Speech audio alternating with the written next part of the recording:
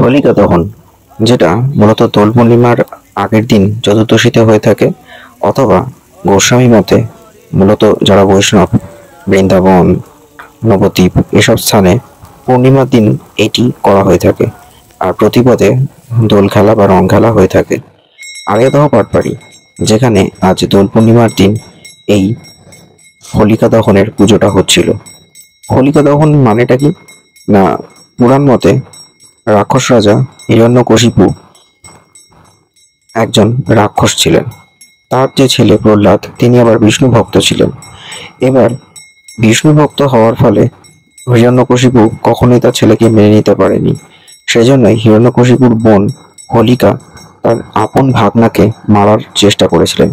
এরকমই এক দোল পূর্ণিমার রাতে তিনি ঠিক করেন আগুনের মধ্যে তার ভাইপোকে মেরে ফেলবেন।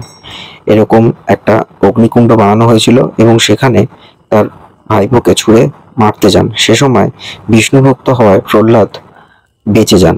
আসলে বিষ্ণুই তাকে বাঁচিয়ে দেন। তারপর সেই আগুনেই হোলিকাকে মেরে ফেলেন বিষ্ণু। সেই থেকেই শুরু হয় হোলিকা দহন।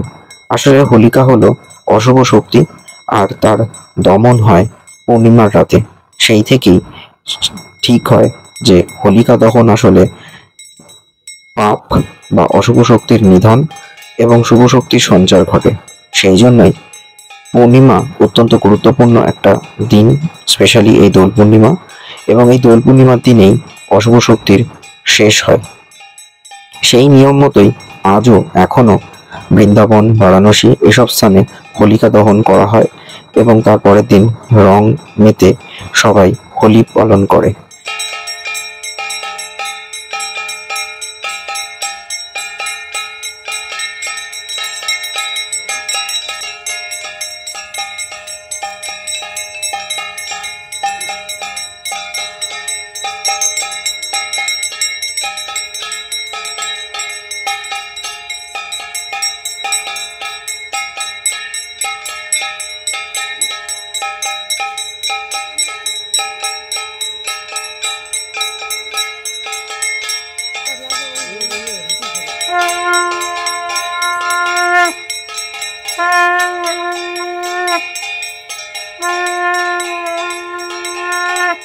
কৃষ্ণ হরে কৃষ্ণ,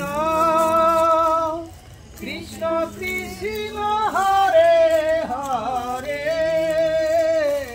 হরে রাম হরে রাম। আসলে হোলি হলো আমরা বিজয়ের উৎসবের মতোই অশুভ শক্তিকে শেষ করে যখন শুভ শক্তি সঞ্চার হিসেবে একে অপরকে রং মাখিয়ে দিনটি উদযাপন করে থাকি। তো আরিয়াদহ পাটবাড়িতে সেরকমই দোল পূর্ণিমার দিনে গোস্বামী মতে এরকমই দেখলাম। পাটবাড়ির সংলগ্ন যে জায়গাটি রয়েছে বাগান মতো, সেখানে ঠাকুরমশাই একটি জায়গা বানিয়ে তাতে রীতিমতো পুজো করছেন। এই পুজোটি প্রত্যেক বছরই হয়ে থাকে। এই পুজোর শুরু হয় সন্ধ্যে 7টার সময়, যখন তিনি কৃষ্ণকে 108 বার অভিষেক করান, স্নান করান। তারপর তাকে নতুন বস্ত্র পরে পূজা অর্চনা এবং ভোগ নিবেদন করার পর নারায়ণ শিলা নিয়ে তিনি চলে আসেন এই বাগানে, যেখানে আগে থাকতেই এই ন্যাড়া পড়ার মতো জিনিসটি তৈরি করা হয়ে থাকে। তারপর তিনি পরপর নিয়ম অনুযায়ী পুজো করতে থাকেন। প্রথমে হয় একটি হোম মতো, তারপর হয় আরতি, তারপর হয় এই হোলিকা দহন। হোলিকা দহনের আগে আবার শান্তির জল দেওয়া হয় এবং 11 বার অথবা 21 বার প্রদক্ষিণ করা হয় নারায়ণ শিলাকে নিয়ে এবং হরিনাম করা হয়। তারপর হয় এই হোলিকা দহন। তো ভিডিওটা কেমন লাগলো অবশ্যই জানাবেন। আমি অন্তত প্রথমবার চাক্ষুষ করলাম হোলিকা দহনের পুজো। আপনারাও হয়তো জানেন বা আগে থাকতে দেখেছেন, আমার প্রথমবার দেখা। তো কমেন্ট বক্সে জানাবেন, চ্যানেলটা সাবস্ক্রাইব করুন, দেখতে থাকুন এক্সপ্লোর উইথ সুমন।